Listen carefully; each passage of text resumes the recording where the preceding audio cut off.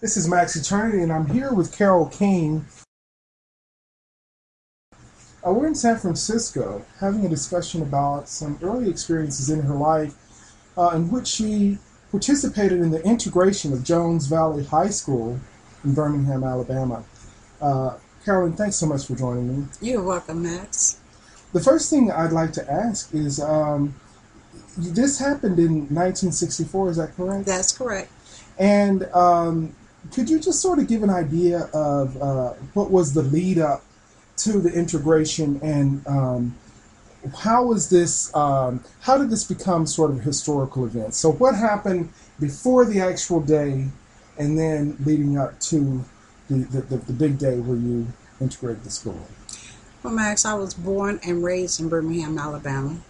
My father was a well-known African-American singer and also a minister in Birmingham, Alabama, was also a part of the civil rights movement of Birmingham to stop Jim Crow. I grew up on the edge of Jim Crow. I drank out of a colored fountain. The water didn't taste any different.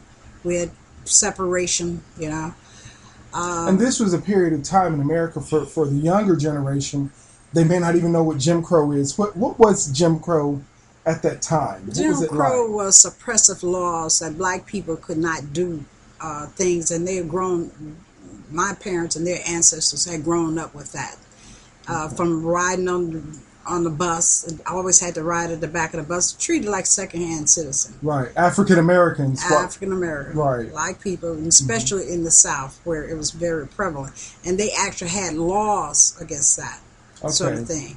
Wow. They had known that. For example, in growing up, when I share with people the story that when, as an African American growing up in Birmingham, it was time for us to get shoes, and I come from a family of 6 girls and 2 boys, we had to go to the back of the store and we said, well, we need a size this, and whatever size you get, whoever fits the shoes fits the shoe.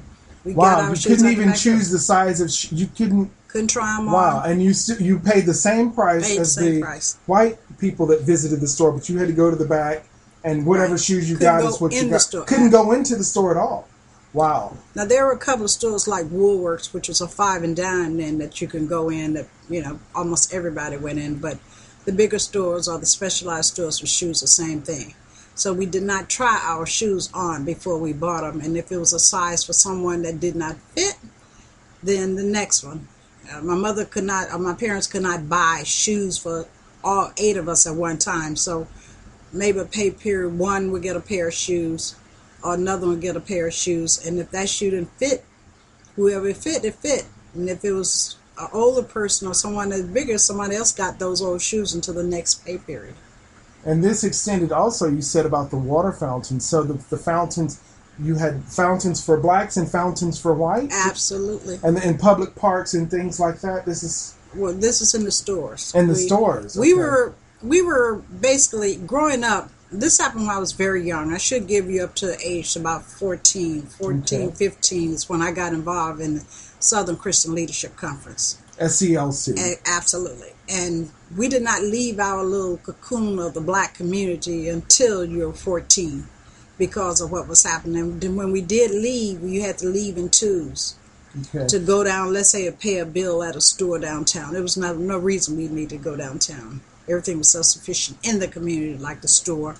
Didn't have any money, so, the grocery store was the only thing that was in the community. Right. Movies, there were time maybe once every 6 months our father would take all 6 of us downtown to the movie, which was the black movie, and we would have to go to the top. Go in the back door area. In the balcony. Yeah. Or if we remember one time he took us to a wrestling match and we were so high up, my sister got a nosebleed. And the only thing we saw was little spots down there moving around. Once again, paying the same price to go to things like that. Wow. But we enjoyed more that time of being out with our dad, having fun, getting out of the community and doing something different. Sure. So, speaking of your dad, he obviously made the decision to allow you to integrate at the school. What was that like when the family was coming to grips that, okay, integration's going to happen here, and there's the possibility of some sort of drama or riot or something from people that were trying to prevent integration. What was that like for you all? Well, actually, it was not like that.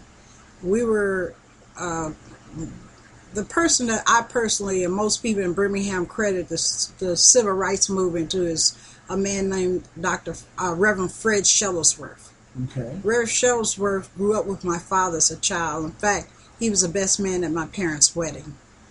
When they were fighting for years. Now, as a young child, I did not know this. For change in Birmingham, equal education, better schools, just fighting. People have always fought for better things. And those are people that, are really behind you, just fight City Hall for a better life for their children, and yet for all black kids. So if I could ask, you said it wasn't like that. Are you suggesting there was no kind of violence or riots? Or no, riots I'm just saying it didn't start like that. It was always a fight. Exactly. Okay. It did not start that way. Okay. And it started more just as an activism. Exactly. Okay. I mean, it goes back to maybe Frederick Douglass. Someone in the community was always active to fight for better things. Right. And these guys, I think, were visionaries because they identified what different things, what a better life would be. And right. As a child, I didn't know. And maybe I was about 9 or 10. And we used to go to the mass meetings when the Southern Christian Leadership Conference come to town. Now, and that was always on a Monday night. We would go with our father. And only if you were 14 and older could you go. The younger kids could never go. Right. We would...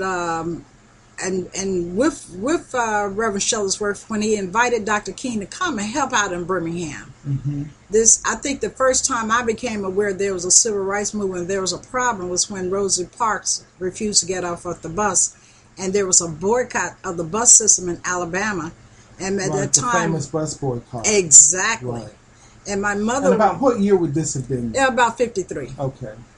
And my mother worked in the white people home, cleaning their floors, cleaning their house, and taking care of their children. So it affected her going from the black community to what they call over the mountain to the rich people home to do it. Mm-hmm. And the people that she worked for came and got her, but so they made a deal that they would pick up most of the women that worked over there mm-hmm. to get a ride over there. And they were really very helpful. I mean, we didn't see nothing with it. We just learned to love them, the Peaks.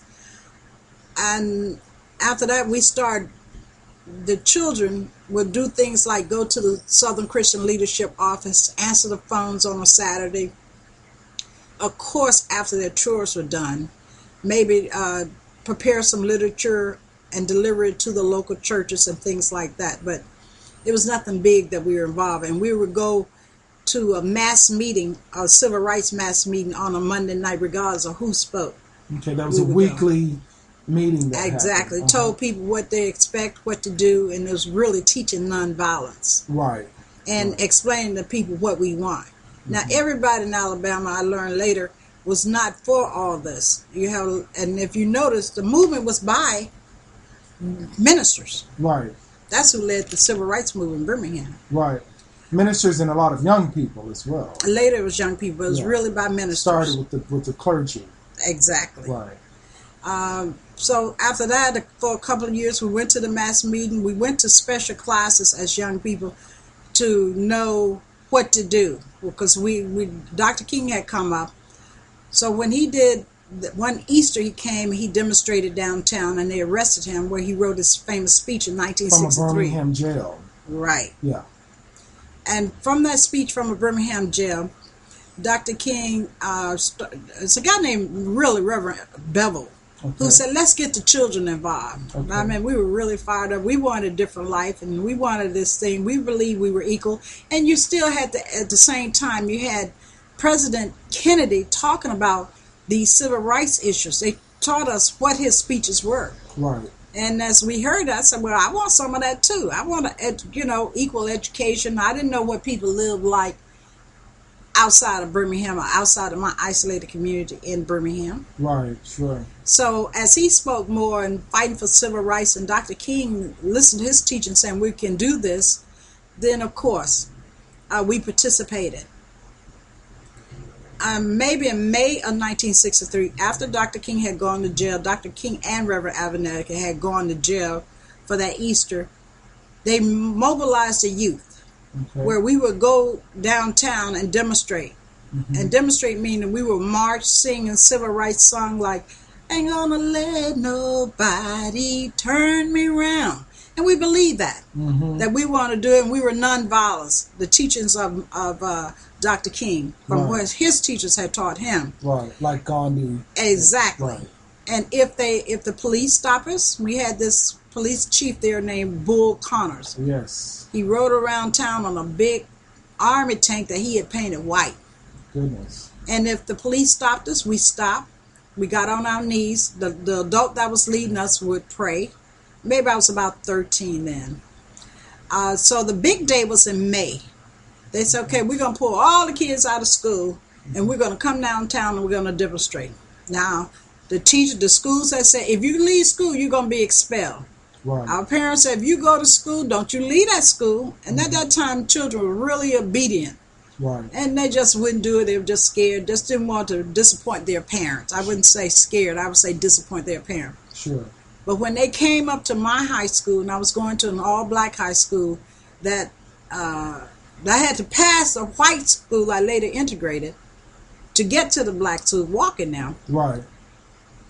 That school bus came up, and the civil rights leaders was out on the sidewalk saying, "Come on," with a microphone saying, "Come on, we're gonna for freedom. We're gonna go for freedom." Everybody left school. Mm-hmm. Those that could get on the bus. Now we knew it was at the high school, so everybody was over 14 in the high school. Right. So those that weren't too scared or that really following their parents did not go. I followed my bigger sister Betty. Right. And we got on that bus. We sung those songs. We were all fired up. And we went to the 16th Street Baptist Church with the civil rights leader. They gave us instructions where we were going to demonstrate, meaning that we were going to go out and walk. And we knew we were going to be stopped by the police. They told us what to do. And the days before that were the days where they sprayed them with water and the dogs. With the big fire hose. Exactly. Yeah. Until the fire department said, we're not going to do this. Right. So it was ongoing for days this was going on. Wow. So I got there at the church with my sister, and so since I was there with my other friends from high school, I sat with them. We were going to demonstrate together, and she hung with her friends. So we did go on out and march with the ministers leading the way, and it was all age groups from maybe, for some reason, that particular day was kids as young as 6. And wow. I think I was about 13, like I said. Mm-hmm. We got out there and demonstrated. They stopped us, but this day they started putting us in jail. Yeah. Now, we were the last group to go out on a rotating basis because they had done it all that morning. They picked us up after school, so we did go to school that day. And they arrested us, but there was no more room in the jail. And they started putting us in the fairground. Okay. Now, at that time, they wanted $50 to get us off, so it was at least 3 of us, me and my two other sisters that were in jail. My parents didn't have money like that. Right. So a lot of parents did not have money like that. Right. So we sat in jail for a week. Wow, at the fairground. At the fairground. Now, my other sisters were taken to the Birmingham City jail, where they were put in sweat boxes, maybe a jail cell that maybe hold 2. They were in jails that held 20. Wow. Men and women. Yeah. And as the week went on, people who could get out, and we could not afford to get out, they made them do things like scrub the floor with toothbrushes. For me, in the fairground, which is where they usually have each state have their county fair. We sat there and sat with our friends. We thought we were fine, had bunk beds. We had stuff like gush that we didn't eat. But as our friends started leaving, we started wondering, well, when we going to get out? Right, sure. Well, we later found out that since they did not have the money, that the movement had negotiated that they would let the children out, but they said we could not go back to school. We were expelled in theory. Wow. So the movement negotiated again for us to go back. So after I was in jail for a week, I went back. I didn't go back to school I was out of school another week. Waiting for this negotiation to take place. Exactly. By that time, I went back for 3 days, and it was time for school to be over for the summer. Goodness. So this is a summer '63. So we worked on the voter registration. We kept on fighting, we started winning rights. Right. Because the fire department, the police department said, no, we're not going to continue treating these people this way. Their consciousness was being raised from all of this. And Absolutely. That's willing. And the civil rights leading kept on going to the mayor and to the city council people and negotiating what's acceptable and asking them to change these laws. Right. Everything was built on laws. Right. Institutionalized. Institutional. A form of apartheid here in America. It sure was. Yeah. So all that summer we worked on registering people to vote. What we would do is the civil rights meeting people come. We still had our regular Monday night meeting, mass meeting, at different locations, but we would go. So we're still being educated. Saw Dr. King, very stern man. You know, we took all the registration. We registered people when they were still giving black people tests that were eligible to vote. Right. The African Americans, for again, younger audiences may not know that African Americans had special tests that they had to take in order to vote. Even though they were theoretically citizens, there were still all of these other barriers involved with. I think at one time you had to own land or something like that. Or at that time, the only thing that they had, the rights they had gotten was to vote. But how they would deter most black people could not read or write. Right, because blacks during the slavery period, blacks were not allowed to be educated. Exactly. And then even after Emancipation Proclamation, the African American schools couldn't afford the books. Couldn't afford the books. And the resources necessary for a proper education. So. And even in 1963, they didn't have the books. We found out that we were getting the year-old books that the white student had used a year before. Right, and in many cases, much older books. Older books. Yeah, I've heard stories about people getting books that their parents had used. They were written in, the pages were missing out of them. So we were asking for this sort of thing. Right.